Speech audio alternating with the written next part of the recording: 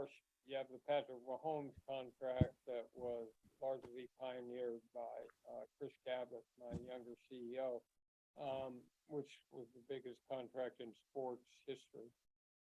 What is the most rewarding deal that you've ever negotiated? Maybe in a minute or less. Well, I think those two deals back in 1984, when Warren Moon comes back into the NFL as the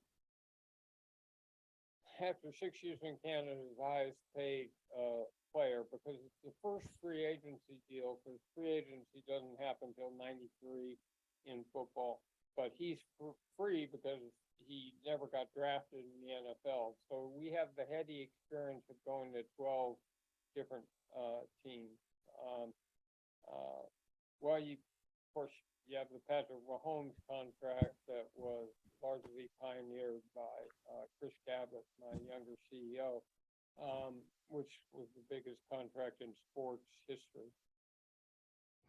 Before 93, so there was no concept as, I apologize, there was no concept as free agency? In baseball, they had free agency much earlier after Andy Messerschmidt. But and in basketball, they had it earlier. In football, it's not till the 93 collective bargaining agreement that free agency comes.